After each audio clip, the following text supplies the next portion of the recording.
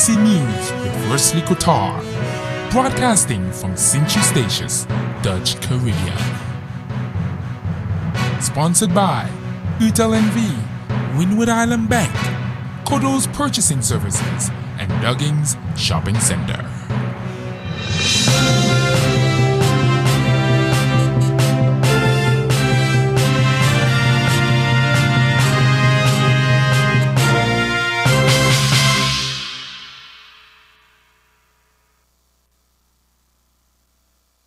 It's Wednesday, April 17, 2013 on the Golden Rock. Good evening, I am Wesley Qatar and this is CTC News broadcasting live from CTC Studios here at Statius Mall. Tonight in local news, special remittance, loans for islands, road networks, CBS to carry out omnibus survey, naturalization exams to be held in May and June, gas, oil and gasoline price adjusted for April 2013, and dog walk called a great success. Details in local news when we return from a word from our sponsors.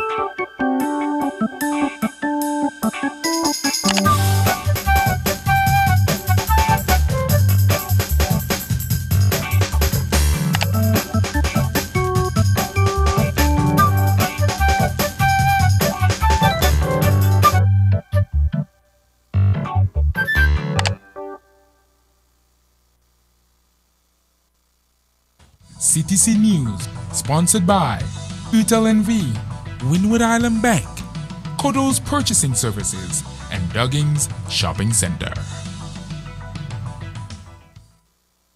The Dutch government is willing to assist Bonaire, Sint-Eustatius and Saba with special remittances or interest-free loans to execute plans to improve the island's infrastructure. Dutch Minister of Home Affairs and Kingdom Relations, Ronald Plasterk, stated this in a recent response to questions from members of the First Chamber of the Dutch Parliament. DSP asked the Dutch government whether it supported the opposition party's view that Bonaire, Sint-Eustatius and Saba could not possibly carry the financial burden to eradicate the backlog where it comes to islands' road networks. Plasterk stated that the cabinet is not responsible for the backlog in maintenance. The public entities are responsible for the upkeep and repairs to the local roads, as well as for the pace at which this is done, he added. The minister noted that the free remittance, vrije uitkering, for the islands, which was increased in 2012, already took the maintenance of the roads into account. He acknowledged that this increase didn't provide financial room to eradicate the infrastructural backlog. However, the Dutch government is willing to help with special remittances or interest-free loans to execute infrastructural projects on the islands within the available budgetary space and as long as the plans are well motivated. The Dutch government can also help with supervising the implementation of these plans. Plasterk explained that financing the plans of the public entities was being looked at as part of the preparing the 2014 budget. The Ministry of Infrastructure and Environment, INM, in collaboration with the Ministries of Economic Affairs and Home Affairs and Kingdom Relations, based at CA, will offer expertise to draft the infrastructural plans for the islands. Bonaire and Sint-Eustatius have the biggest backlogs in infrastructure. Statius roads are in bad shape, said Statius Commissioner Co Snake when he was in the Netherlands last month as part of the so-called Caribbean Netherlands Week. Statius government has started to tackle these huge backlogs with the most urgent road repairs and has developed an infrastructure master plan, said Snake, who also told the second chamber during a meeting that Minister Plasterk was able to see this for himself when he was driven around the island in a 4x4. From June 3rd till July 5th, there will be an omnibus survey on Statia. For this, Central Bureau Statistiques, CBS, is looking for interviewers. Persons interested in working for a minimum of 10 hours per week and be compensated for it are asked to contact Mrs. Frauke Vonk on 318-5930 or email her at frauke.vonk@yahoo.com. The Office of the Island Governor would like to inform the general public of St. Eustatius that naturalization exams will be held in the following period from May 29, 2013 until June 12, 2013. The following examinations will take place: orientation on society and political systems, language skills English, reading, writing, listening, and speaking, language skills Dutch, reading, writing, listening, and speaking.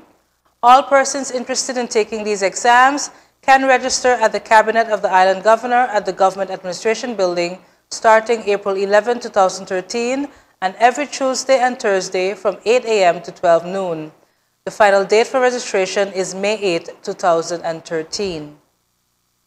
The island government of St. Eustatius hereby informs the general public that the price for gas oil on the island of St. Eustatius has to be adjusted for the month of April 2013. The price is now $1.244 per liter and goes into immediate effect at all pump stations. The same goes for the price for gasoline, which has to be adjusted to the amount of $1.456. This too goes into immediate effect at all gas stations. St. Eustatius Animal Welfare Foundation held its dog walk on Zealandia last Sunday, April 14th. 26 persons attended the event along with 15 dogs. Over $300 was raised towards the new extension to the animal shelter. This extension will provide both large dog runs with both indoor and outdoor areas to provide more comfortable accommodation for those animals that have to wait several weeks to be adopted. Further fundraising events will be held and sponsorship will be sought to raise more funds until enough has been raised to start building. Donations towards the shelter's extension are welcome, either in cash or in kind, such as blocks, cement, or wood. Persons interested in making a donation can contact SEAWF at 318-4150 or send an email to statiaawf@gmail.com. Coming up next in regional news, local and foreign investments boost St. Kitts economy. Chief Minister attends ECCB special meet. This and more coming up right after the break.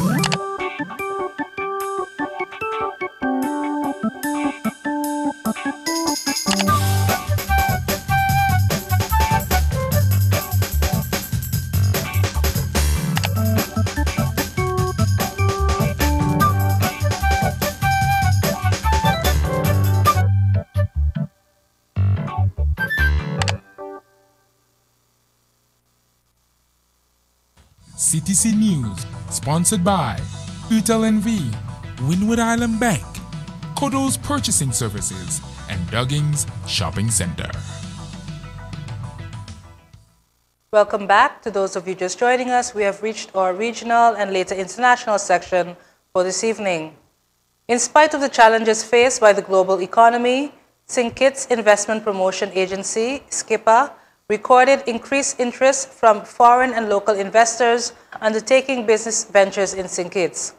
Prime Minister Dr. Denzel Douglas said the interest is expected to remain strong in 2013 as a number of large investment projects are being negotiated or have received approval. These projects, as he mentioned, will improve prospects over the short to medium term.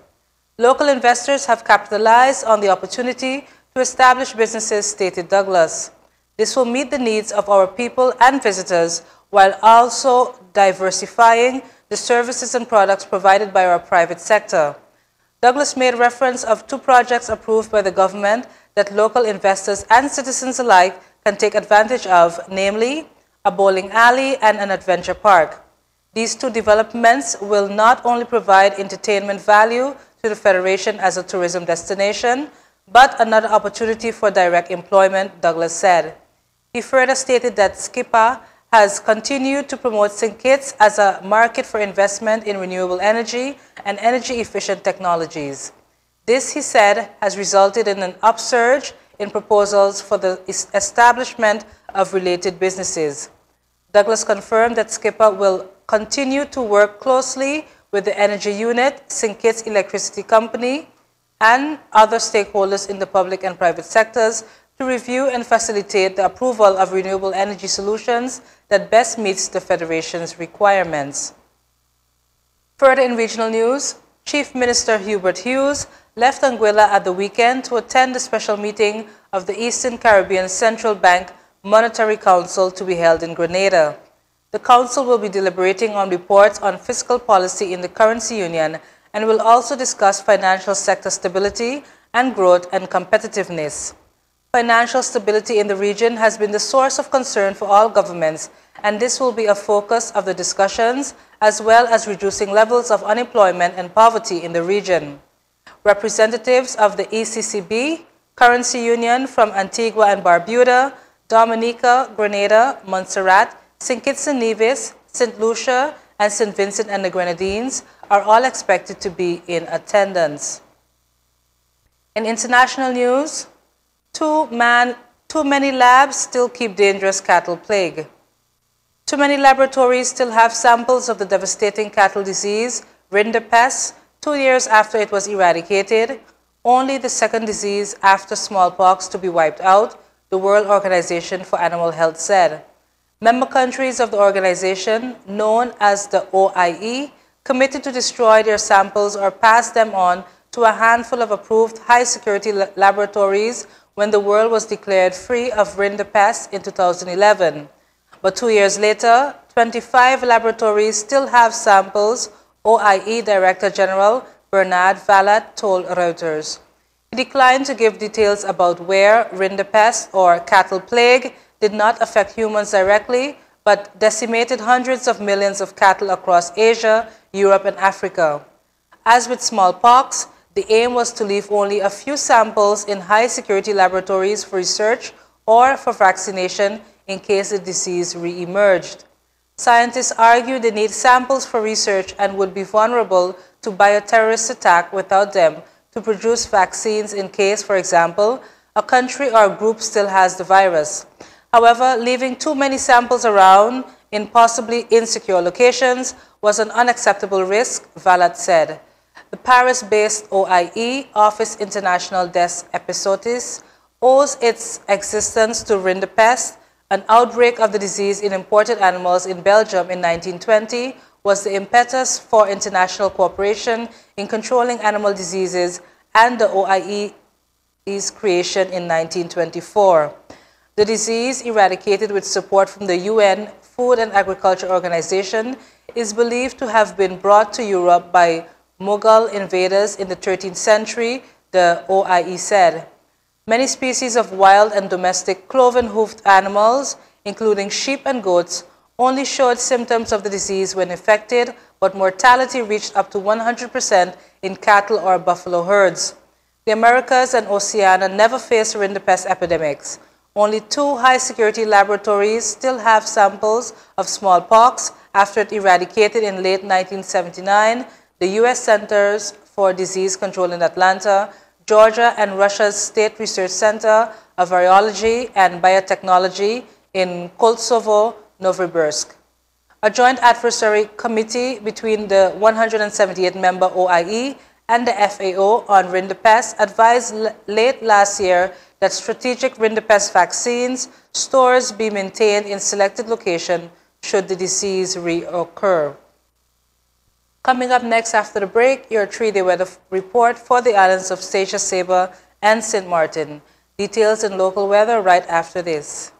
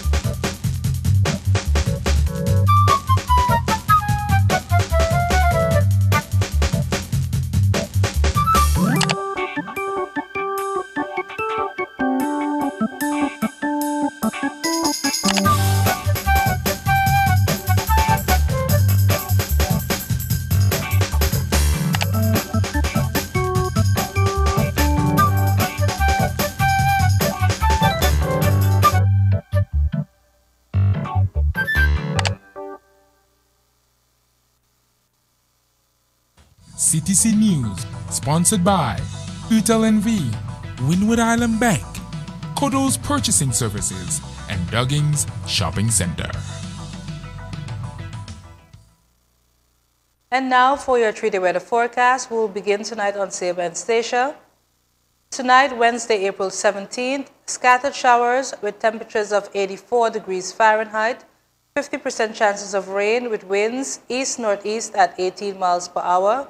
Tomorrow, Thursday, April 18th, scattered showers with temperatures of 81 degrees Fahrenheit, 50% chances of rain with winds east-northeast at 20 miles per hour. Friday, April 19th, scattered showers and winds with 82 degrees Fahrenheit, 50% chances of rain with winds east-northeast at 22 miles per hour. And now for the weather conditions on St. Martin. Tonight, Wednesday, April 17th, scattered showers, temperatures of 84 degrees Fahrenheit, 50% chances of rain with winds east at 13 miles per hour. Tomorrow, Thursday, April 18th, scattered showers with temperatures of 83 degrees Fahrenheit, 50% chances of rain with winds east at 16 miles per hour. Finally, on Friday, April 19th, scattered showers with temperatures of 83 degrees Fahrenheit, 50% chances of rain with winds east at 18 miles per hour. There you have it, folks, another live edition of CTC News. Make sure and stay tuned tonight to Late Night with Lyrics coming up at 9 p.m. with your host, Renee Coutard, who will be hosting the official release of the track High, the remix by Showtime featuring Nai. CTC News airs again live on Friday, bringing you the latest updates about what's making the news. Thanks again for tuning in, and until next time, do have a safe one.